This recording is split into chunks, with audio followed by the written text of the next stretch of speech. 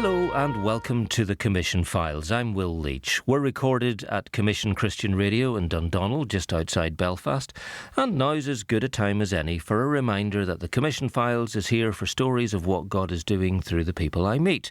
I've been inspired and I've been blessed by those people in almost 30 episodes so far. So I do hope they're inspiring you too. And if you think I'm missing a trick, there's always the text us option on your podcast app to make a suggestion. I do read them all. This time we're thinking about men and women in very specific circumstances and how God can find them and is calling them specifically in the armed forces. Whether in the UK or Irish armed forces, soldiers, sailors, aircrew, all need Jesus, especially as they do difficult jobs, where due to the operational needs of their work and the threats and challenges a sovereign state may face, they accept a chain of command. They accept long hours, often far away from home, and they relinquish many of their daily freedoms as a result. Sometimes they face danger and the loss of their colleagues and friends. So, how do you look after them? Well, let's welcome the Reverend James Burnett. James is an ordained Presbyterian minister.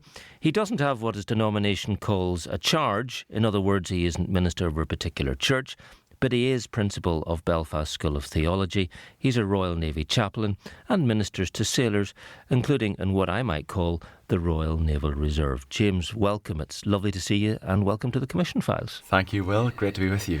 What does a Royal Navy chaplain do in 2025? That's a very good question.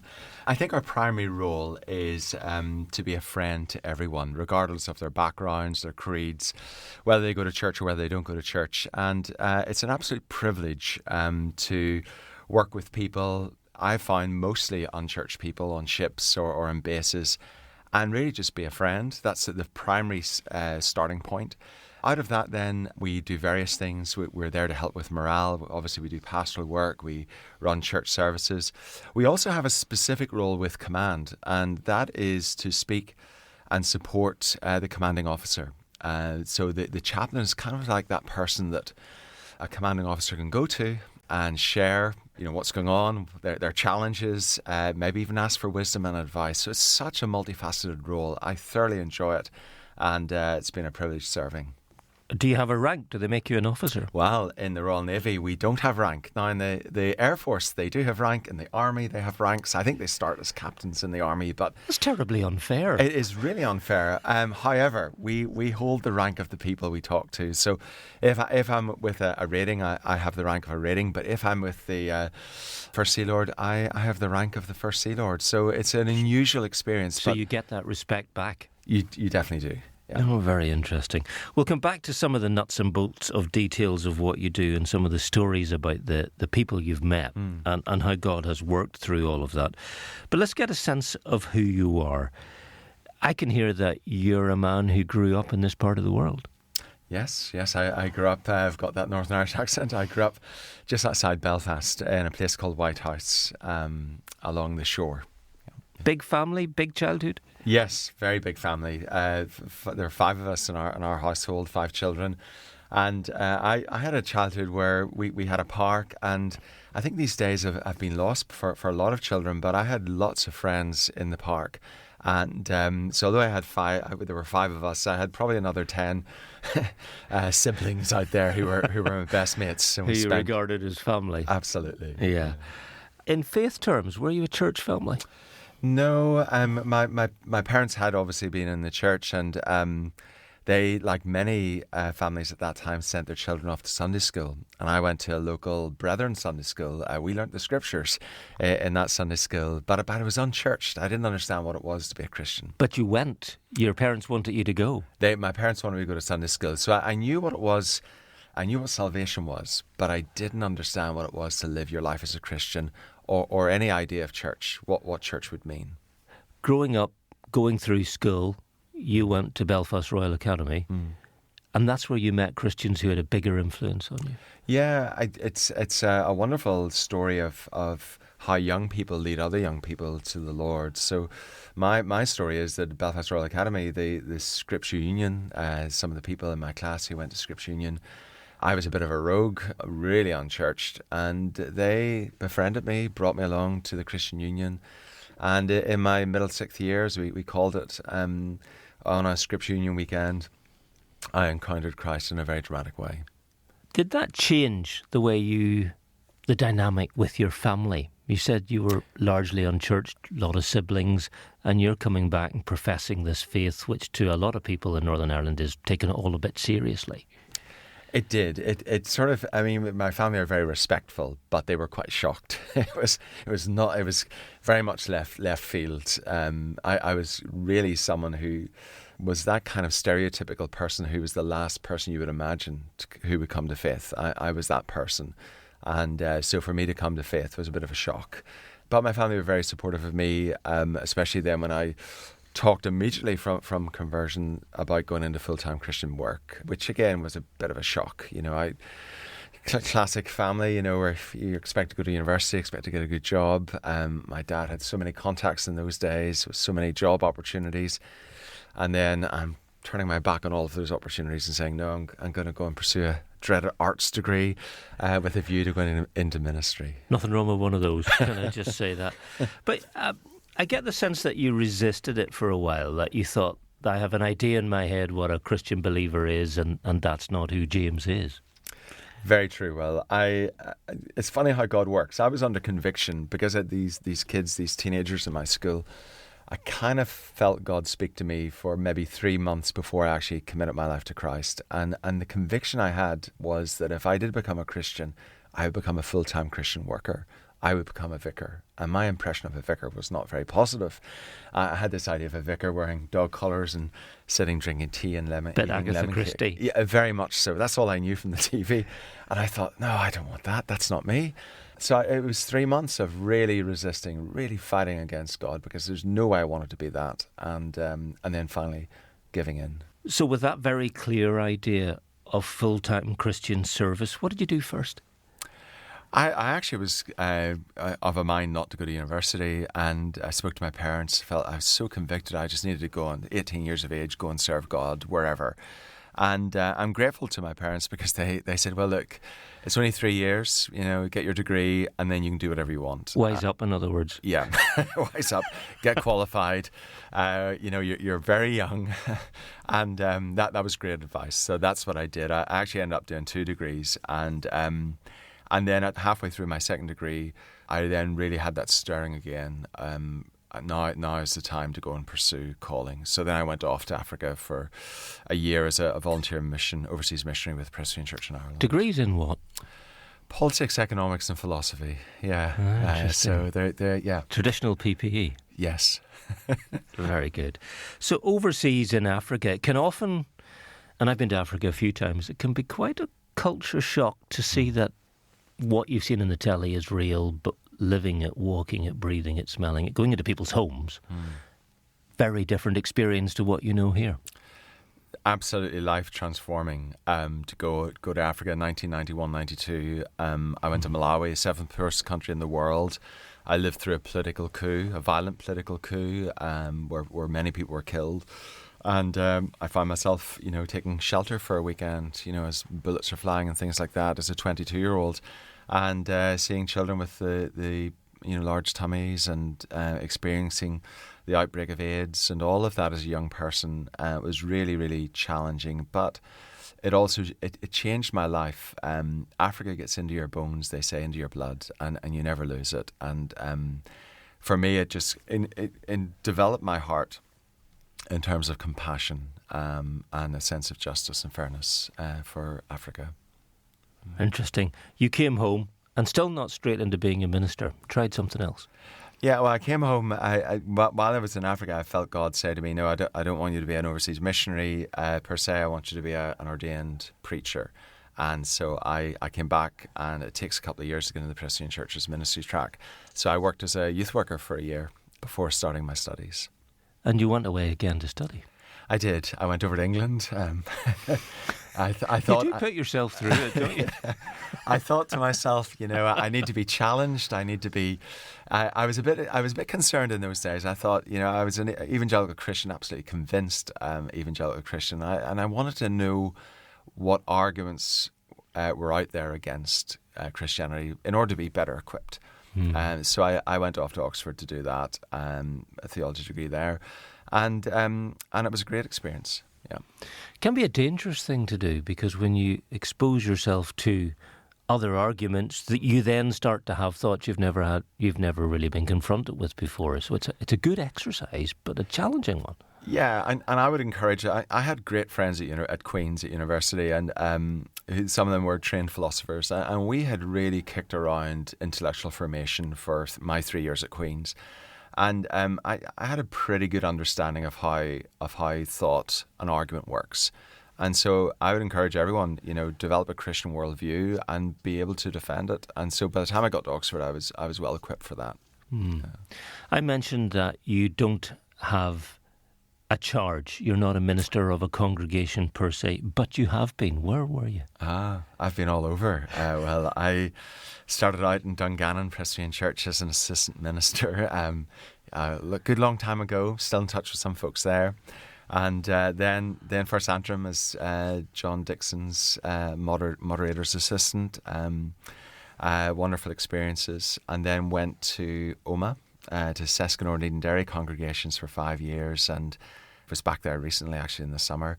And then laterally to Low Church, or Low Memorial Presbyterian Church in South Belfast, where I was a minister there for 18 years. Real mix of urban environment, rural environment, country thinking, city thinking. There won't be much you haven't seen. That's true. Yeah. I mean, I was a parish minister for 25 years or so, and it's funny, when I was growing up, people used to say, the minister, the vicar was kind of naive, and didn't really understand how the world worked. But if you've been in parish ministry for a quarter of a century, you've seen everything.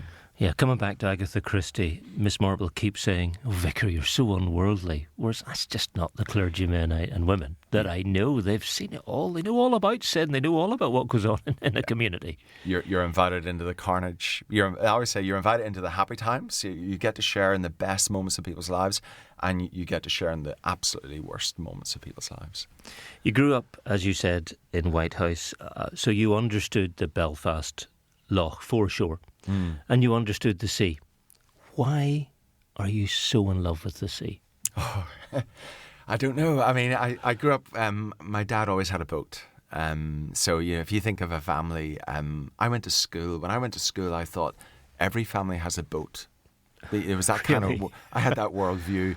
Everyone's got to have a boat, because most people I knew had boats. And so I love the sea. Well, our holidays were around Scotland. We would have sailed from Belfast up round the Clyde and then up round to Skye and the west coast of Scotland. So a fairly big boat. Yeah. So a cruiser. And, wildlife, we would have had basking sharks swim parallel with our boat. And my mother, because Jaws had been out at that stage, and she said, "Children, there's a shark." And we all panicked and leapt and ran indoors, these big old friendly basking sharks. Yeah, that don't eat people. They don't eat people, they eat plankton, but not people. And so I was brought up with that world. I was a stingy sailor. A friend and I were in our national sailing championships and things like that by the age of 17. Oh, you took it quite seriously. Oh, we were absolutely serious about sailing. So I love the sea. I've often thought this. Sailors say to me, you read the Gospels, you read the stories of Jesus calling fishermen and being out at sea in storms. And they often say to me, I think we probably see those and read those in a more dynamic way than people who've never experienced it, who've never been in a pitching vessel and been a wee bit scared. I have once or twice, and I was big time scared, although I had good skippers with me. But it just gives you an insight into that New Testament world, I imagine. Yes, I've been in. My dad had a heart like a lion, so we would go out in gale force 8s, 9s. Oh, wow. I think we were out in a 10 once. It was the tail end of the 10, but so my dad wasn't really afraid of bad weather. It meant that if you've ever been around Campbelltown in a storm, you know what bad weather's like, because it's a confluence of, I think, 7 different ocean currents, and the waves are horrendous. So I've been on my dad's boat where it's been pitching and the waves have gone right from bow to stern, absolutely submerged. So you can understand the fear of a fisherman in an open deck boat with a sail. that doesn't work, and trying to row in the troughs of waves that you cannot row out of. And a teacher who's asleep in And the a teacher back. who's asleep. I'll be down. The unused resource that they had, the greatest resource they had was not their oars or their sails, but actually the Son of God, and they neglected him. So. You dinghy sailed, you took it to a very high standard, and you stopped dead. Why? Yeah, that the biggest cost of my conversion, it really was costly, was to go to church on Sundays, because our sailing regattas were Friday night to Sunday afternoon. So I could either, for me anyway, being called into faith and being a follower, I had to make that choice. Was I going to sail or was I going to go to church? And I chose to go to church, so I had to give it up. We can look at your life in a wider perspective now, but there must have been times at the time where you thought, what was I thinking? What was I doing? Because I loved this and this whole community, and now I'm lost to it. Yes, I did feel the cost. I mean, but the encounter, I suppose what I would say is I was so far into the world by 18 that the experience of Christ I had was so dramatic that in one sense it was a cost, in another sense I willingly made it, because what I found in Christ was absolute. It was so different, and my experience of Christ was so powerful. You couldn't argue with it, really. So if it meant I had to give up my first love, which was sailing, then I had to give it up. You used an expression when we were in contact with each other in arranging this interview, and you said, God is no one's debtor, because things changed decades later. So tell me about the call, the move to the Royal Navy. Yes, 30 years later, Will.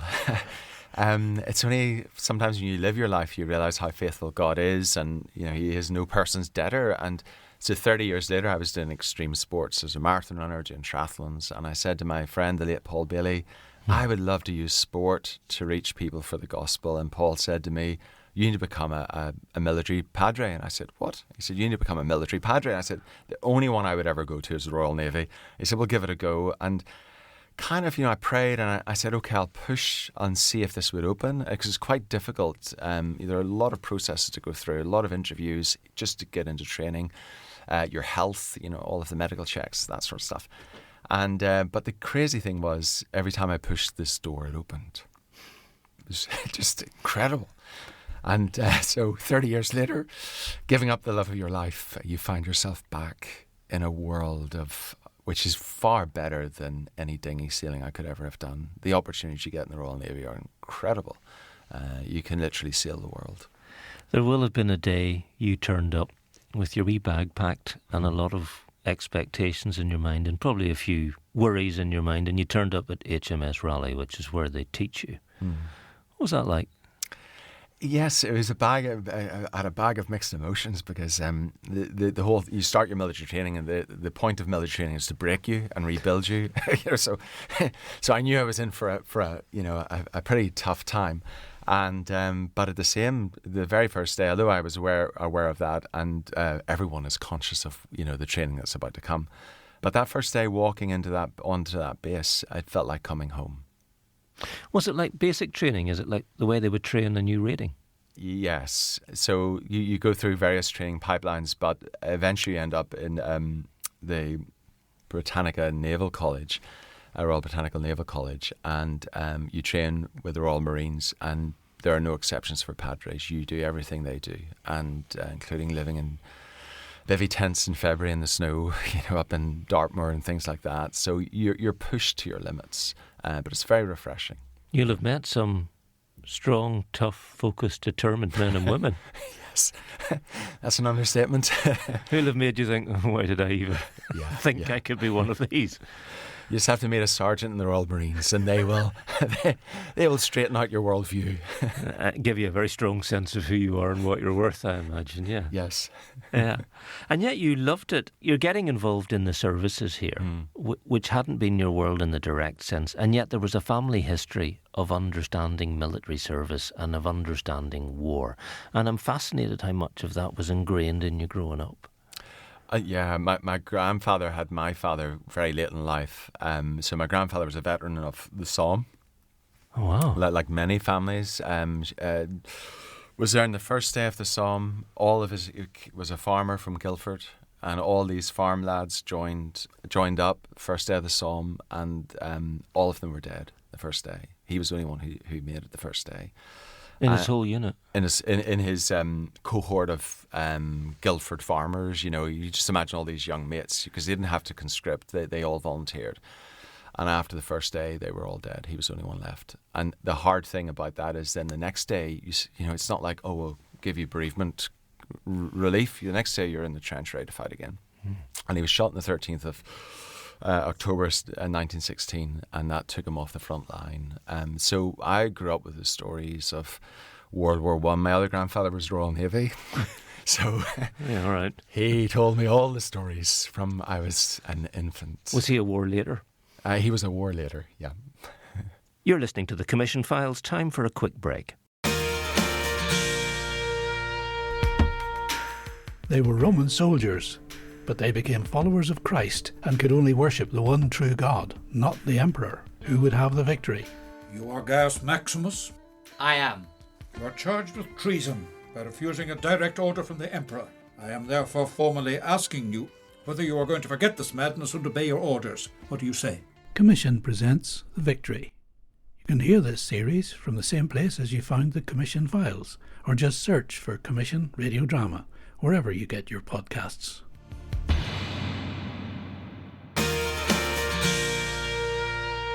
This is the Commission Files with Will Leach, and I'm chatting with the Reverend James Burnett. When you're on board a vessel, or when you're deployed to an operation, how often does that happen? Because you have a day job, and how long for, and how do you get briefed and given orders for what they expect you to do?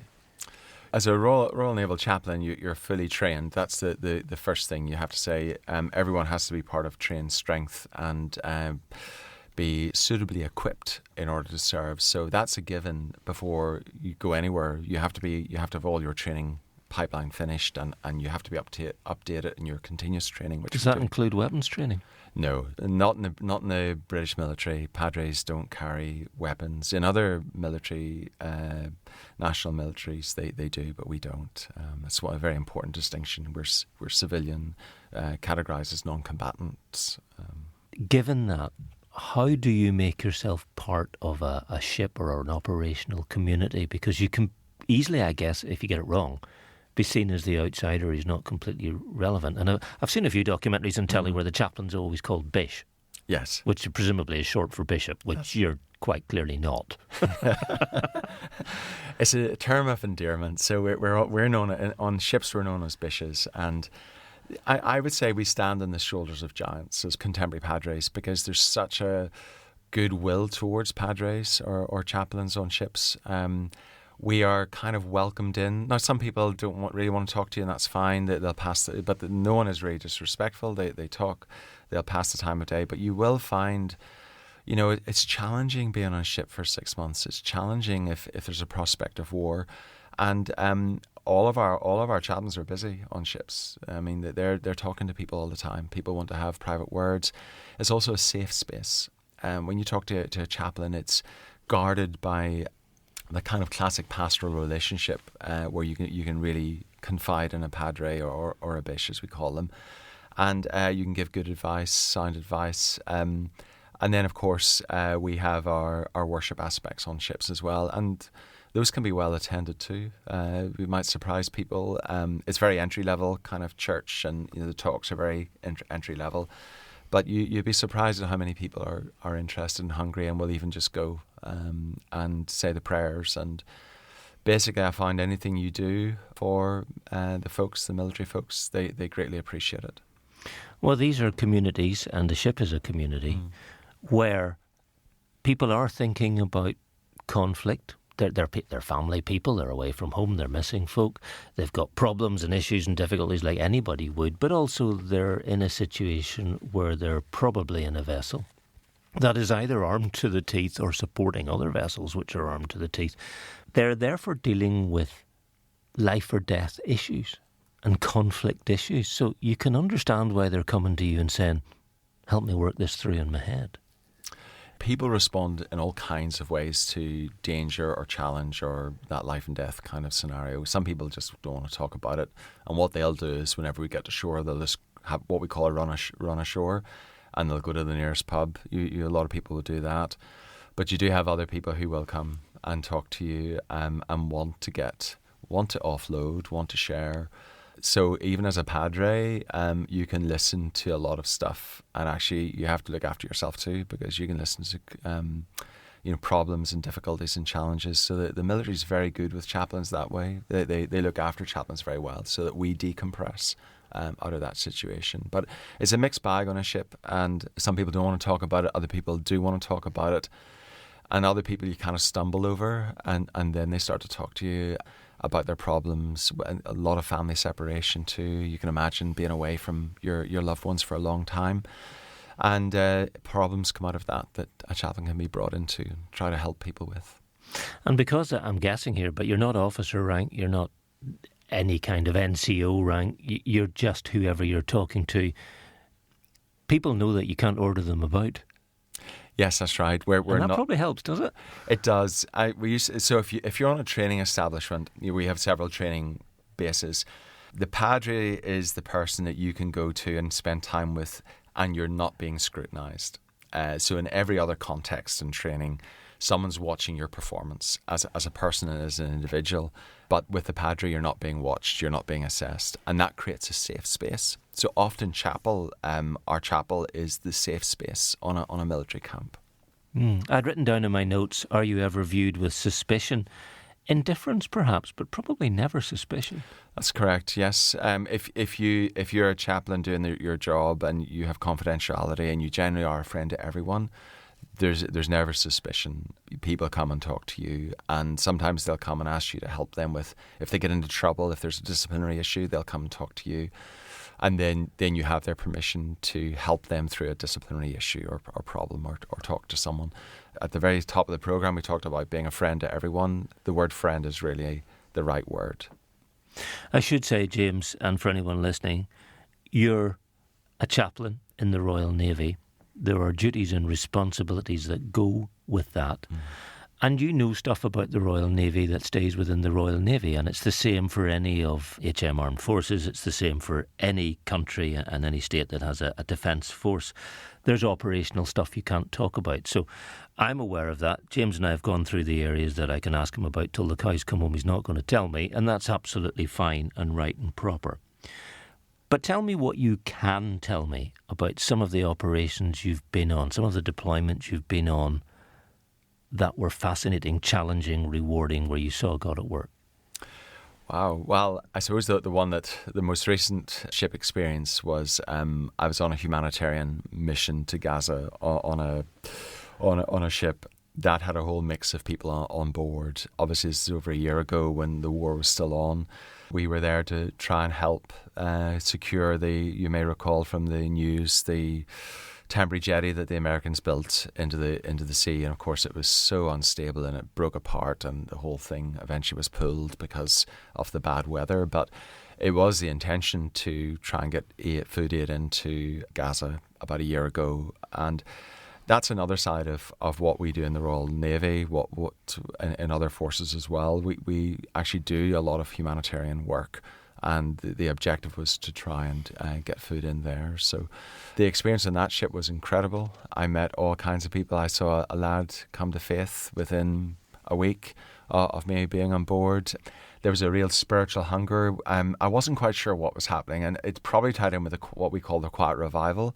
But I had quite a number of significant moments on that ship where only God, it was real God moments. It wasn't fuzzy and it wasn't, insipid or too general. These were really God encounters where I felt myself in a conversation with people, and the Holy Spirit was there, and there was conviction, and I'm telling them the gospel, and praying with them and giving them Bibles, and one guy baptized on the bow of the ship off the coast of Gaza, with a bucket. And so those are incredible experiences. The most unlikely of people, there are some people who are functioning alcoholics on some ships, and you get to meet them and you start to talk to them about their lives, and they're broken. Some people who are homeless. The Royal Fleet Auxiliary is a part of our Navy, and they're merchant seamen who support the Royal Navy. But some of those men, have had really hard lives, and they've become alcohol dependent. And I find myself drawn into incredible conversations and moments with those folks, and talking about the gospel. They came to church, and it was great. Our church service doubled in the size and very quickly, and we had people coming to faith. The other thing I found, we had people on the ship who had already come to faith, but in really dramatic ways, And I think there was one guy who was going to kill himself about less than a year before he was on that ship, and he stood on a bridge in London. He was about to commit suicide. He looked over and he saw a light on in a building, and it just caught his eye, and he thought, what's that light on? Where is that building, or what is that building? And he got off the bridge and he walked over, and it was a church, and they were running Alpha. And he came to faith. In that moment? In that moment he came to faith. He was about to kill himself, and he went into the church and became a Christian. And so I met him 9 months later on the ship. And what he needs is a brother. What he needs is someone in a very, very difficult, high pressurized environment. He needs someone to be there for him, to be a Christian strength to him. He had addiction problems in the past. So he comes and meets me. I'm spending time with him, talking to him, trying to help him. It's not like, somebody becomes a Christian and everything's rosy and it's a Hollywood ending. He still had big problems in his life. And as a Padre on that ship, I'm there for that guy. I'm there for another guy, as I said, number of alcoholics. There for the roughest Scottish bloke I've ever met, I think. That could be quite rough. Yes, it was really rough. And one of the things I organised on the ship was a philosophy club, because not everyone wants to come to church. So I ordered a philosophy club where you could ask any question. Oh, interesting. And we had Oxford graduates, and we had that Scottish guy. And it was such a motley crew, and we would meet once a week, and they could ask any question. And I always put an alpha caveat, I can't guarantee I'll be able to answer all your questions, but we're going to ask them anyway. Those are incredible experiences with those folks. Has it taught you about the nature of faith, the nature of the God you serve and worship, when they come and ask questions and you think, I've never thought about that? I think firstly in a more general way, what it's taught me, I was a parish minister for 25 years, and like every parish minister, or a lot of parish ministers in traditional churches, you're constantly asking yourself, why won't people come to church? How do I get people to come to church? What do we need to do to reach out to people? And then when you step out, the thing that I love about the military and the Royal Navy is you step into that world, and it's still the question is asked from the other perspective. Why don't we know any Christians? Why aren't there people to tell us about God?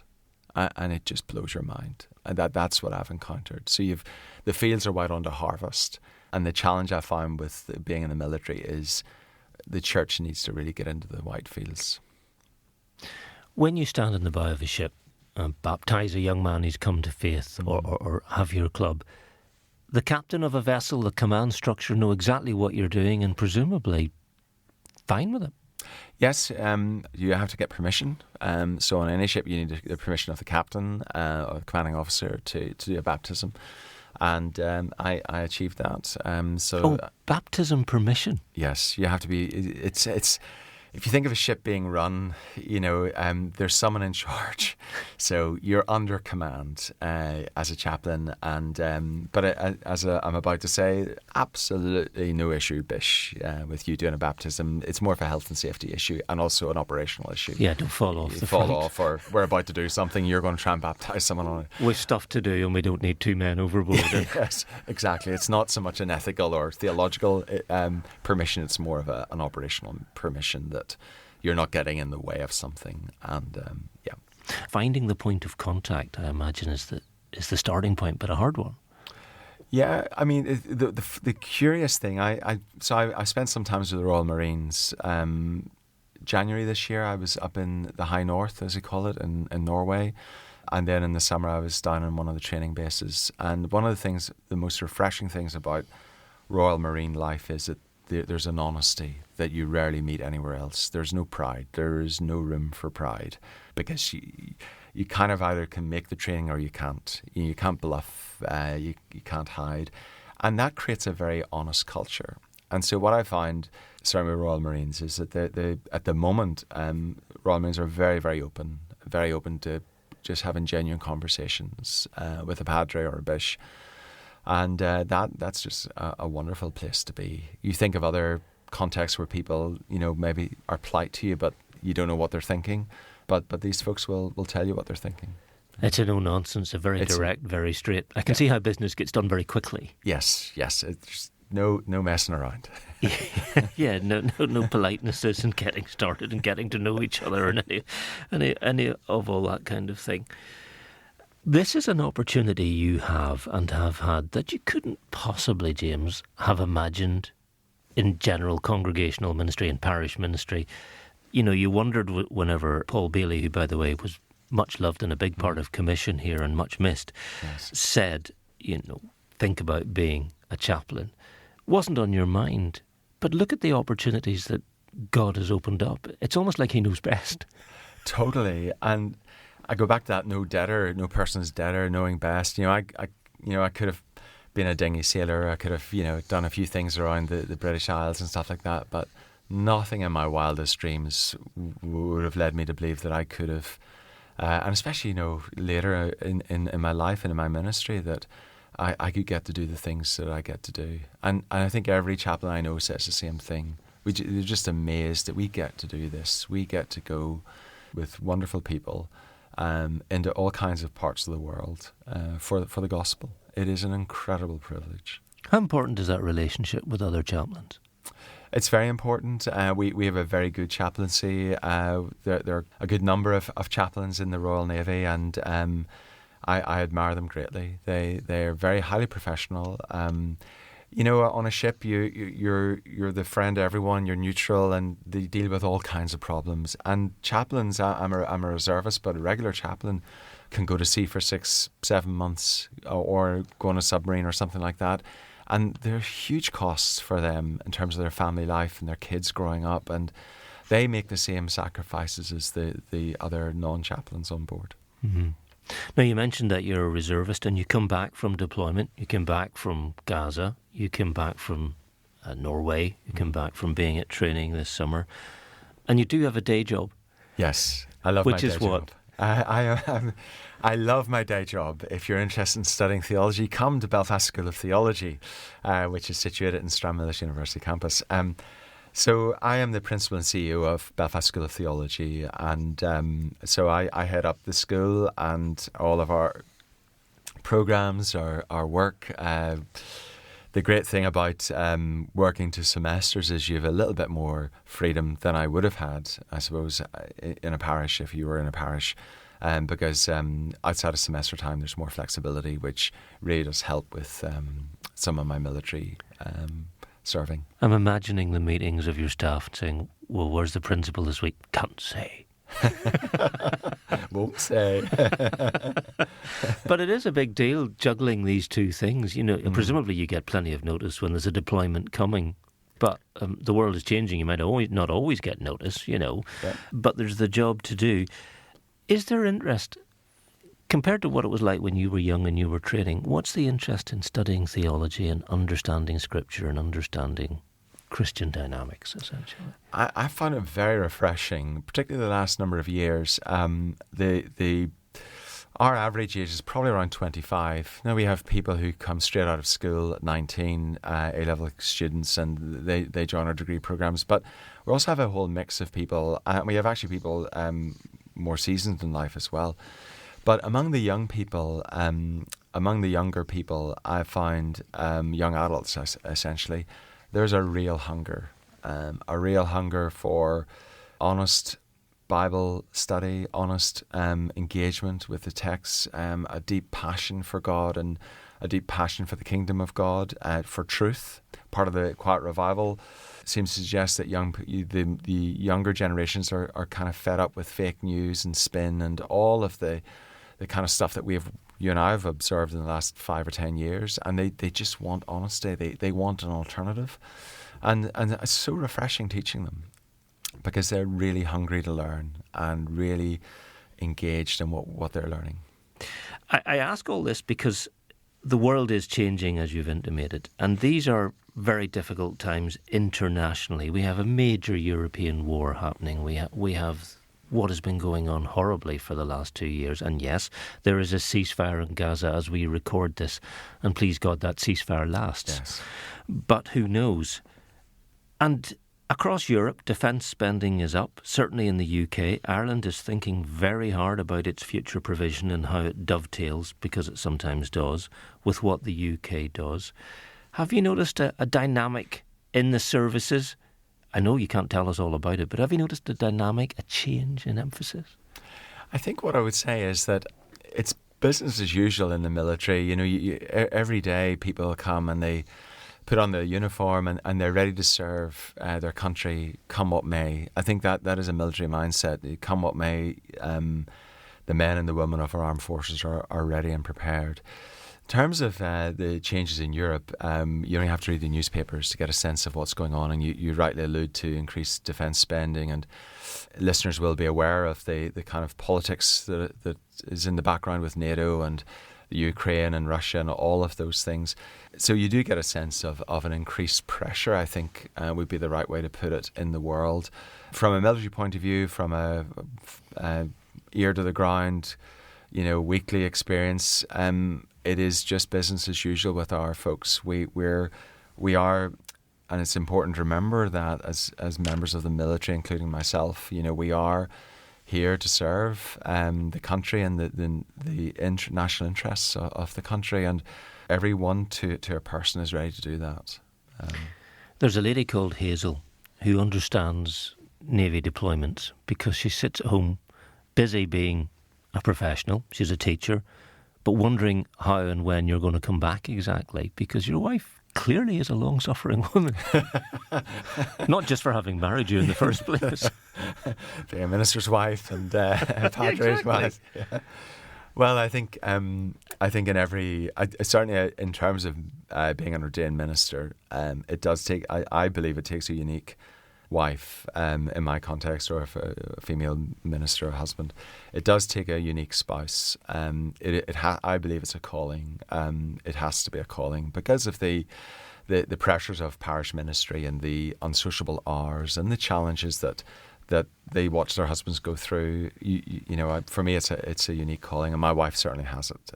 My wife is incredible in terms of her level-headedness, her resilience, and her strength. She's a great inner strength, and so Hazel's very supportive of me, and especially in the military, And she knows I enjoy it, and I'll come home with stories, the banter and the crack. I mean, there's a lot of banter, and there's a lot of fun. That's where you go, really, isn't it? And there's a lot of camaraderie. One interesting point I would make in this, the New Testament, Paul talks about. Uses a lot of military metaphors, says the church should be like the military. Philippians chapter 1, 26, 27 talks about being like a phalanx, the formation of the Roman soldiers. You should be together and united like the Roman army. That's what Paul says in Philippians. And I have found in the military a camaraderie that I haven't found anywhere else. That bond, that willingness to serve together, stand together. And I think what Paul is saying is that's the way church should be. So I'm learning what church should be by watching what military life is like, and that friendship and that bond. Henry V, we few, we band of brothers. Yes, we band of brothers. You do get it in the military. It is incredible to experience that band of brothers, that bond. It is incredible. And I'm only a reservist, so can you imagine what it's like if you're a Royal Marine and you spend your life with the same people out in the field or wherever you are? I mean, the bonds are so deep. When there is a difficult day at Belfast School of Theology, when there is a difficult day on deployment or at home or anywhere else, what gets you out of bed? What keeps you going? What inspires you? Obviously, my faith. For me, I'm highly driven. If you want to know who I am, I'm a visionary leader, and I'm highly driven, and I have high energy. So I'm always thinking of the big picture, and so if I get a bad day or there's a challenge, I have learned to walk the walk with God. And every minister, particularly I'm thinking about ministers, every minister has to learn what that means, how you become resilient, how you learn to overcome when there are patterns of difficulties that arise. So you saw it 2 years ago and it comes up again. You recognise that pattern and you recognise it for what it is, and you learn how to navigate it. I think the big challenge for me is to live every day in peace, regardless of what the environment looks like. And I think that's, for me, one of the greatest discipleship journeys anyone can go on. I think that's the calling of particularly ministers and pastors and chaplains. You've got to learn how to live in peace every day, regardless of your circumstances. Do you still sail? Do you ever pull in a rope, raise canvas, spin the wheel at the helm, Yes. wind a winch? I do it when other people tell me to on their boats. I have a very good friend, Mark, who has a yacht, and we actually were meant to go off and take some of the lads sailing this summer, but then the storm came in and killed that. I own a windsurfer as well, and any chance I get to sail, usually when my wife and I are on holiday in Mallorca, I'll go out in what's called a laser and go and burn off. Small little plastic boats, aren't they? Yeah, little dinghies. It's quite windy off Mallorca, so we go out there for a good blast. Excellent. James, thank you so much for joining us on the Commission Files. I've learned so much. I'm sure everybody else has. Thank you so much. Thank you, Will. And thanks to all of you for clicking play, and to the subscribers who download every episode faithfully. If you've just found us, do click subscribe so you don't miss an episode. If you want to tell me something, suggest someone I ought to meet, text us your thoughts from whichever podcast app you're using. As I said before, I do read them, I really do. If you're curious about Commission and the remarkable suite of studios sitting in an industrial estate just outside Belfast, I mean, really, who'd have thought? There's our website, commissionradio.org. You'll find links to our YouTube channel, Instagram, Facebook and LinkedIn pages. And we'll be back soon. I think we might just be joining you in a very musical way next time. More of that later. But for now, bye-bye.